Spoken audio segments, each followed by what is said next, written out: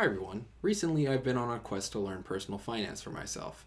It's been something that I've been collecting knowledge of over the years through accounting courses in high school to engineering economics in college and some personal finance content here on YouTube.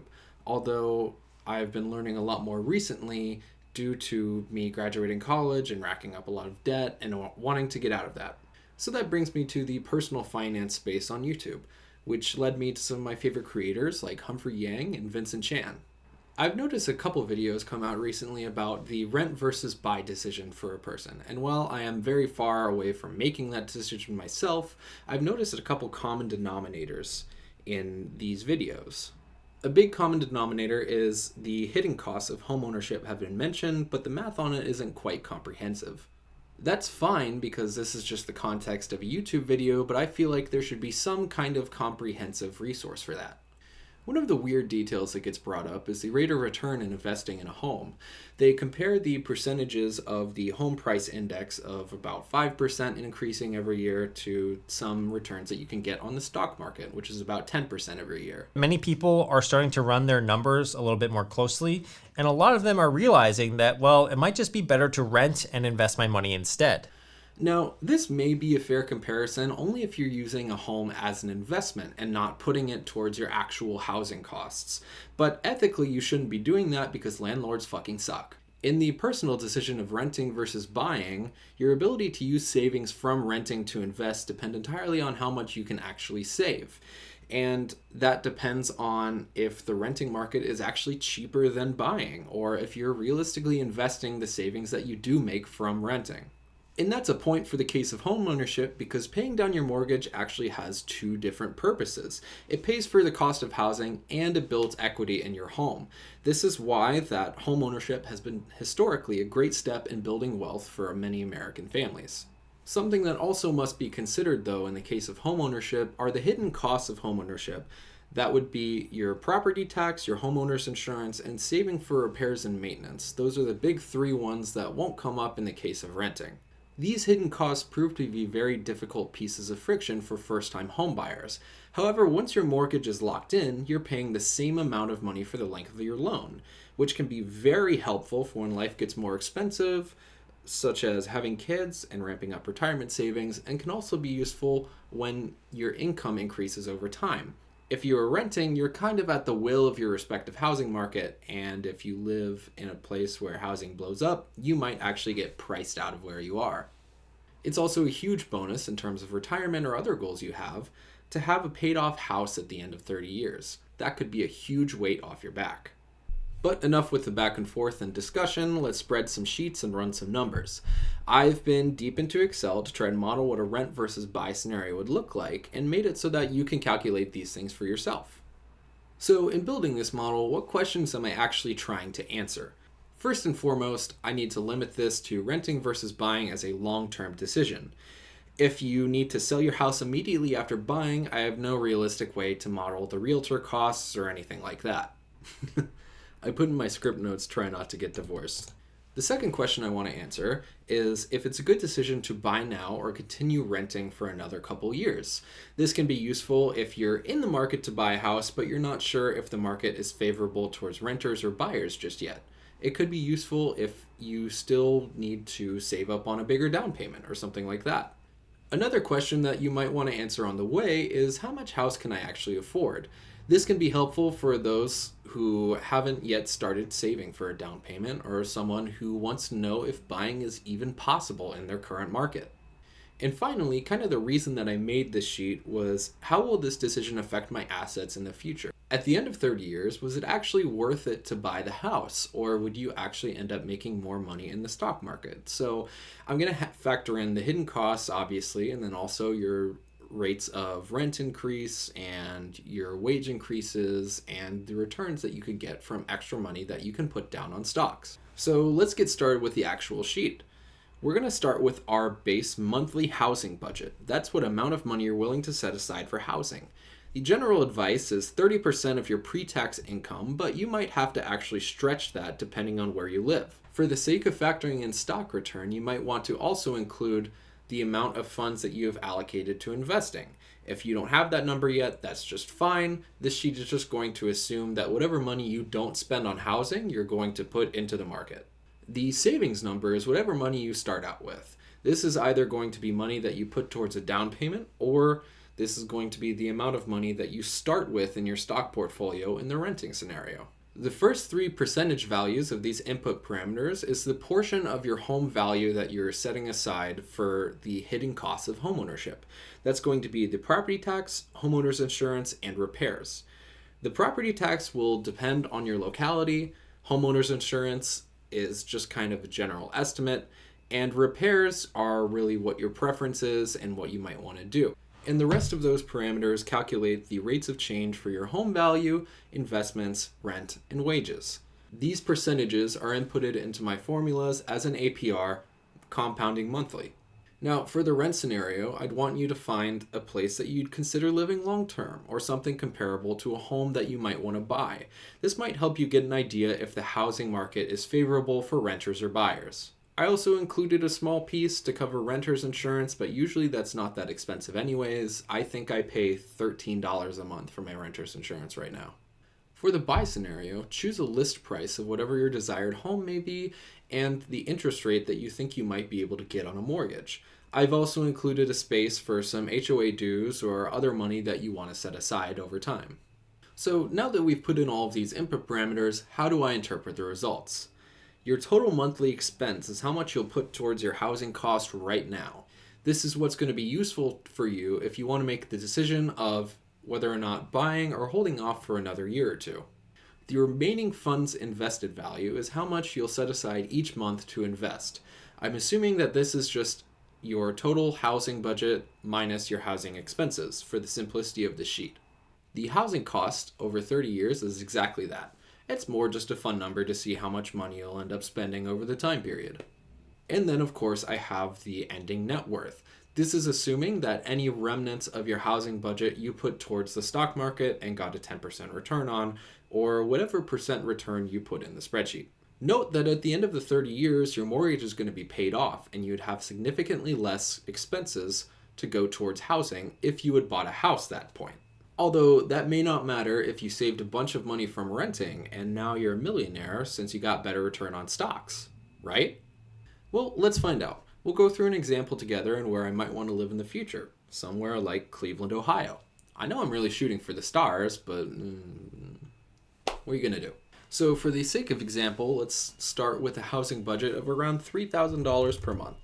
Now, if this was only the amount of money that you put towards housing, to qualify for that, you would probably need to make $120,000 a year about pre-tax, which can be possible if you're a dual income household or if you're just making bank.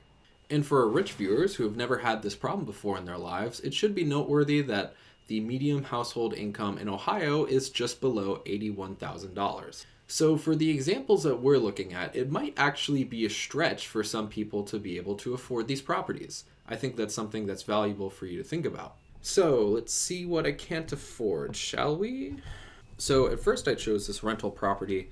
It looks like pretty new renovation. It's got a 3-bed, 1-bath, perfect for me. Nice new countertops, appliances. I mean, this place looks beautiful, very ready to move in.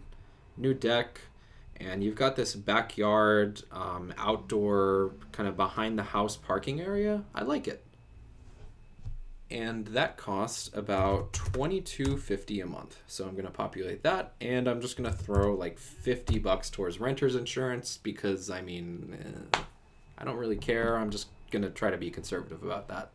Now for our house, I found something. It seems a little older.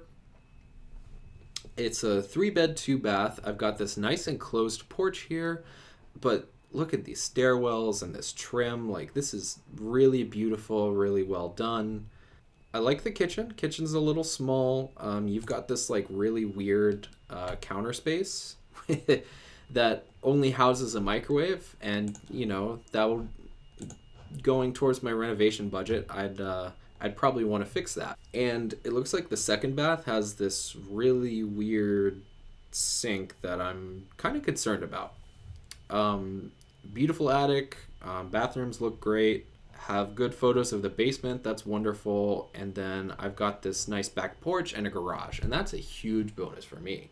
So I think these are pretty comparable homes, both things that I would consider living in. So let's go for the budget. So this list price is at $250,000. So it looks like my mortgage payment's only $1,200, which is pretty good.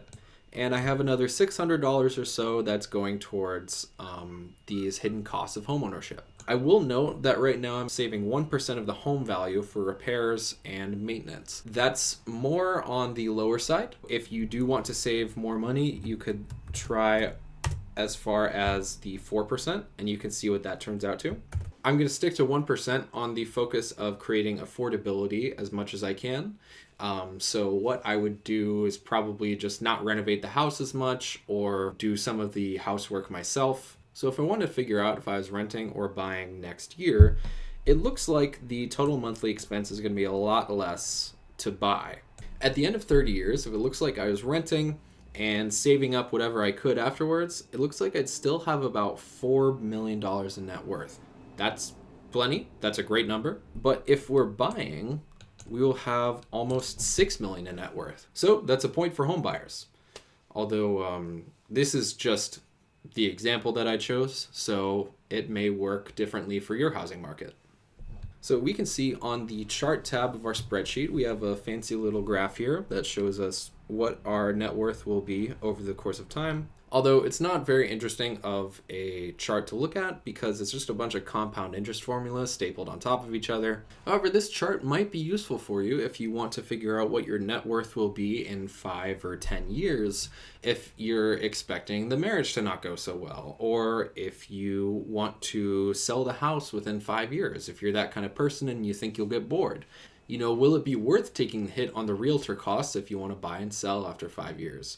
Or is it worth the risk if you think you might not live there for that long? But this is exactly why I made this spreadsheet. I want you to try it in your own housing market. Likely, there's going to be a scenario where renting is a little better for you. For that reason, I'm going to provide a Google Drive link, both with an Excel template and a Google Sheets version, depending on your preferences. I really hope that this is helpful for someone who's in the field of making this decision, or I hope I could help someone discover that homeownership is less far away than you think. It's important to note that if you don't think you can afford a home right now, this might also still be useful to look at in the case of setting a savings goal towards a down payment. Maybe in the next 5 or 10 years, you really want to be able to make that decision. And that's kind of in the headspace where I'm at right now, where I definitely am not in the position to buy a house, but I want to get some kind of idea to, like, when is it going to be possible for me? And if there are any Excel nerds out there, I'm going to show you the guts of my spreadsheet and how I made this all possible. Most of this is based off of Excel's financial formulas, which are incredibly powerful in the case of using both compound interest using a flat principal and also an equal payment series. This is very useful if you want to figure out if you can pay down a mortgage or what your savings are going to look like in a couple years. Or can you pay down this credit card within a year or something like that? The formulas that I've used in this spreadsheet are FV for future value, PV for present value, and payment for payment. If you want to learn more about financial equations and the different types of financial modeling that you can do, I am formally educated in the form of taking engineering economics, and I can talk about that a little bit more. If you want me to dig out my college notes, please let me know, and I will. Now, there is one limitation to these formulas in that they use an equal payment series rather than increasing payments. So if I wanted to model my rent increasing over 30 years alongside the increases of wages that I'll expect to get, that doesn't always line up as well. So to account for these increasing payments, I kind of did it the hard way instead of going back through my college notes, and I just made these giant tables that show you what your costs are going to look like over a span of 30 years. This is literally the Excel equivalent of that meme of Homer Simpson where he's like standing up real tall and he looks all fit and stuff, but he just has a bunch of fat tied behind his back. That's kind of what I'm doing with this spreadsheet because I can have this little trick called hide. So now people using this spreadsheet can just kind of go, oh my god, it looks so clean, and they don't have to worry about the guts that I've stuffed under the floorboards. But that's all I've got for this video. If you want to learn more about personal finance, I personally love Humphrey Yang and Vincent Chan's content, but I've also been kind of on the cusp of making a couple different videos myself on my personal finance journey and the things that I've picked up and the things that I've learned, and really going into more of the spreadsheets that I've built because I'm kind of an Excel nerd. So if you did want to learn anything, let me know, and hopefully I can do some research and make something about it. If you are an expert in personal finance, I'd also love to know what you think. How did I do? Because this has kind of been a learning process for me over the course of my life. I've learned a lot all the way through high school, through college, things that my dad has taught me, things that I've had to learn myself. It's been a really big process for me, and I'm really glad that I get to the stage where I'm able to share some of the knowledge that I have. Yeah, hopefully this is helpful for you, and cheers.